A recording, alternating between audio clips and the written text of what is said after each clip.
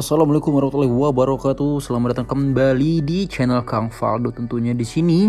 Seperti biasa ya, kemarin kita sudah ngebahas soal formasi yang cocok untuk para amatiran agar bermain layaknya pro player. Nah, namun perlu juga diingat bahwa yang namanya formasi kalau nggak disupport dengan pemain yang bagus, yang overpower, maka ya formasinya juga bakal sia-sia gitu kan. Jadi perlu juga nih kita memperhatikan pemain-pemain yang ada di tim kita. Seperti yang bakal gue bahas di video ini nantinya. Gue bakal kasih tahu tipe penyerang dan karakter pemain seperti apa yang cocok dengan gaya permainan penguasaan bola formasi 4-4-2 ala Steven Gerrard. Tapi sebelum itu, klik dulu tombol subscribe-nya supaya gue semangat bikin kontennya. Oke, let's go. Kita masuk ke video pembahasannya. Yang pertama ini ada Kylian Mbappe sebagai striker utama ya, kita lihat detail pemainnya. Nah, untuk sebagai striker utama Kylian Mbappe itu harus memiliki beberapa karakteristik. Yang pertama yang akan kita bahas di sini ya, mulai dari gaya permainannya. Nah, untuk Kylian Mbappe sendiri itu dia harus punya sifat pemburu gol. Jadi harus haus gol nih. Kalau dilihat dari area bermainnya yang di layar hijau itu, yang di lapangan hijau itu, banyak tuh kan dia bisa bermain di berbagai lini. Jadi dia serangan dari manapun dia bisa atasin dengan bagus gitu peluangnya. Dan bisa mencetak gol dari sisi kiri, tengah, ataupun dari kanan kayak gitu teman-teman. Terus dia juga harus bisa lari menusuk sehingga back lawan itu kebingungan dengan penetrasi larinya yang kencang. Nah, kalau kita lihat di sini ya, kesadaran menyerangnya itu 91. Jadi harus di atas 90 ya. Dan untuk penyelesaian ya wajib di atas 90 ya teman-teman. Nggak boleh di bawah 90 sebagai striker supaya chance untuk terjadinya gol itu juga besar. Kalau misalnya di atas 90 enak banget tuh. Mau nyerang dari luar kotak penalti pun kesempatan untuk bisa cetak gol juga besar. Kayak gitu teman-teman. Nah, untuk selanjutnya ini kita bicara soal keahlian pemain. Sebagai striker utama, Kylian Mbappe atau striker teman-teman itu juga harus punya yang namanya satu keahlian khusus, yaitu adalah keahlian menendang satu sentuhan atau biasa disebut dengan tembakan satu sentuhan. Mengapa? Karena kan kita bermainnya kan umpan terobosan dan permainan passing cepat ya, kaki ke kaki yang cepat.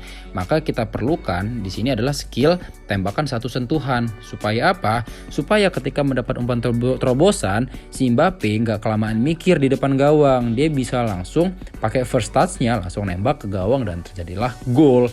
Seperti itu teman-teman. Ya, ini adalah keahlian khusus nih yang harus dimiliki sebagai striker utama ya. Harus wajib pokoknya. Nah, kita kan menempatkan Michael Antonio sebagai second striker ya di video sebelumnya. Kalau kita lihat di sini untuk area penguasaan lapangannya juga sama, dia juga haus gol ya. Dan untuk kita lihat di sini penyelesaiannya sayangnya di 83 nih.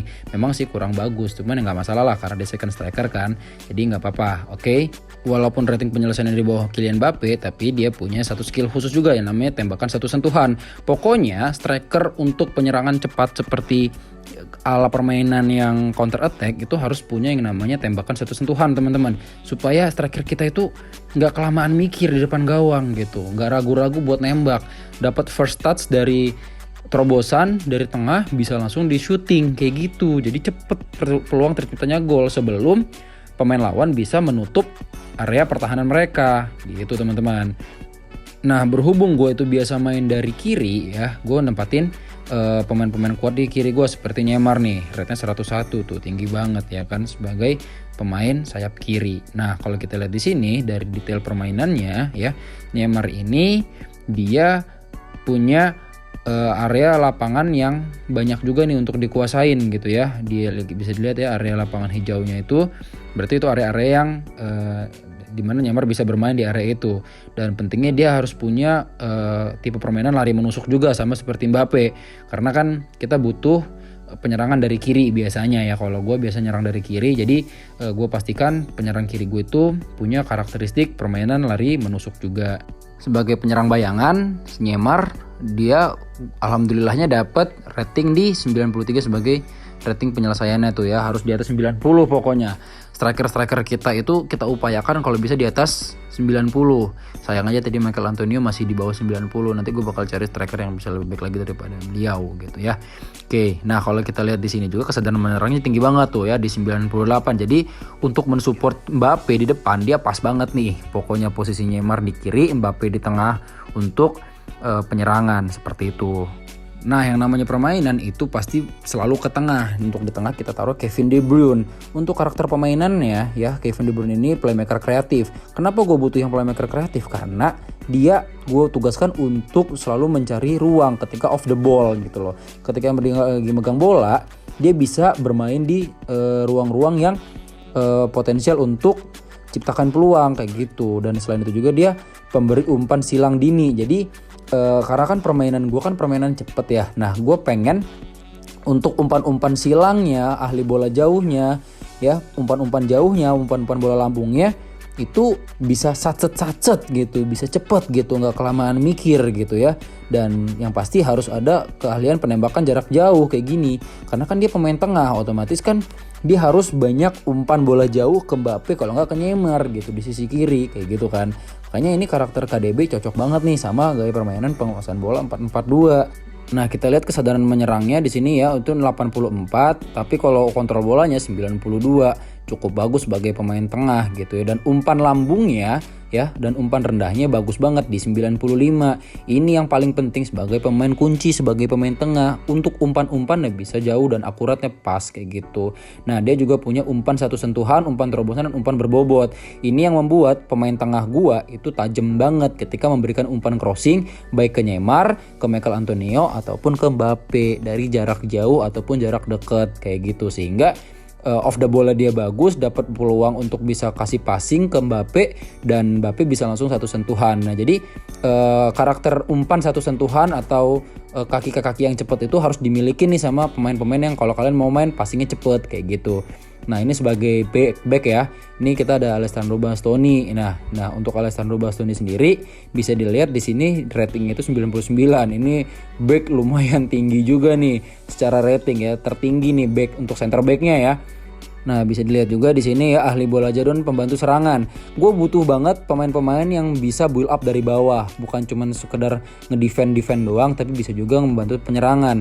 Nah, kalau kita lihat di sini ya secara kesadaran menyerangnya memang rendah ya kan, dia kan back ya. Tapi kalau kita lihat nih ya kesadaran bertahannya itu di atas 90, jangan sampai di bawah 90 gitu. Agresivitasnya jauh juga tinggi di atas 90. Untuk tackle-an juga tinggi. Nah, kalau dilihat di sini ya dia punya karakter pengawalan ketat serta umpan berbobot. Ini yang sangat-sangat gue butuhkan sebagai defense maker gitu ya, sebagai orang yang di belakang kayak gitu. Kalau misalnya dia nggak punya skill umpan berbobot, cuman ngedefend doang, nggak bisa nih untuk ngebantu penyerangan dari belakang. Nah, sementara tipe permainan gue kan nge-build up dari bawah dan cepet passing-passingnya. Nah, kalau pemain yang nggak bisa mensupport untuk passing cepet dan memberikan umpan yang berkualitas, maka susah untuk menempatkan permainan cepetnya kayak gitu. Nah, untuk pemain sayap kirinya nih ada Costa Curta. Nah, untuk Costa Curta sendiri rate-nya 101. Bisa dilihat di sini dia gue khususkan untuk back sayap bertahan. Karena apa? Karena biasanya musuh itu bakal lebih sering nyerang dari sisi sayap, jarang dari tengah biasanya yang gue temuin ya. Nah, sekalipun ada dari tengah itu pun udah ada si back tengah gua yang aman gitu. Nah, kalau dilihat dari sini ya kesadaran bertahannya memang rendah, tapi keterlibatan bertahannya tinggi banget sampai 100, hampir 100 tuh bahkan 99. Jadi memang harus tinggi nih ya untuk kesadaran bertahannya. Jangan mentang-mentang dia back kiri dia lebih banyak main ke tengah gitu. Enggak. Jadi tipe si Costa Curta memang harus selalu berada di belakang ketika baik menyerangan ataupun lagi bertahan kayak gitu. Dia sebagai tembok terakhir lah gitu, pertahanan di sisi kiri seperti itu teman-teman. Nah, terakhir ini jujur gue untuk kiper ya si Ivan Provedel ya, gue sebenarnya masih kurang setuju juga sih sama dia ada di tim gue. Gue ngerasa masih kurang bagus juga performanya untuk sebagai kiper ya. Kalau kita lihat di sini ya dia suka cukup lah untuk agresivitasnya ya, semuanya segala macam. Cuman dia nggak bisa build up dari bawah aja sayangnya gitu. Gue butuh kiper yang bisa build up dari bawah gitu ya. Nah, ini rate-nya oke. refleks kipernya dia cukup bagus di atas 90. Cuman kalau bisa gue butuh tipe keahlian pemain dari kiper yang bisa build up kayak gitu. Cuman nggak apa-apa, itu semua udah ke counter dari lini tengahnya dan ke depannya itu udah tajam. Memang agak sedikit tumpul di belah belakangnya, cuman itu bisa ke cover karena kita ketika mode bertahan tadi ada satu pemain yang memang kita sempatkan untuk dia tetap berada di belakang gitu, nggak ikut nyerang kayak gitu teman-teman. Oke, sekarang kita coba di sini bermain menggunakan pemain yang udah ada dengan skema permainan yang sudah kita setting sebelumnya. Oke.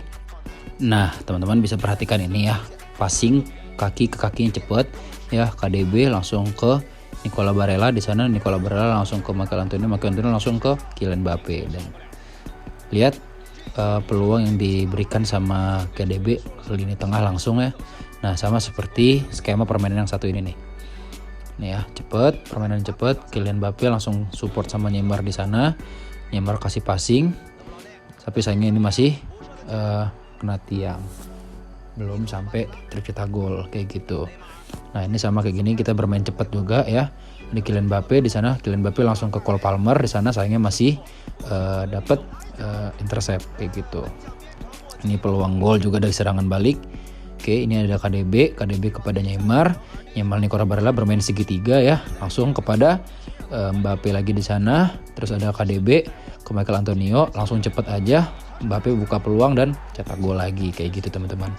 Jadi peran KDB itu di lini tengah bener-bener center banget, bener-bener inti banget gitu ya. Nah, kayak gini tuh KDB, terus ke Mbappe lagi di sana Nicola Barella ya, langsung ke Neymar, Mbappe dapat kesempatan dan cetak gol lagi kayak gitu teman-teman. Dekat, jarak antar pemainnya dekat, dan ruang yang diberikan juga enak-enak ya gitu. Jadi ruang-ruang passingnya juga dapat semua gitu sih. Nah, itu pentingnya sih KDB di lini tengah. Nah, ini ada kesempatan dari Alex Brunner ya, back pass ke belakang ya. Ini di menit akhir nih. Ini terjadi kemulut di mulut gawang dan terciptalah gol akhirnya kayak gitu. Jadi gitu teman-teman ya, skema permainan menggunakan 4-4-2 ya, dapat supportnya, bisa teman-teman lihat sendiri ya, supportnya itu deket-deket ya, ketika mau passing jauh, mau crossing jauh juga bisa. Dan terima kasih teman-teman sudah nontonin konten gua, semoga teman-teman bisa bermanfaat dan bisa bermain lebih baik lagi ke depannya. Oke, sampai berjumpa lagi di konten berikutnya. Assalamualaikum warahmatullahi wabarakatuh.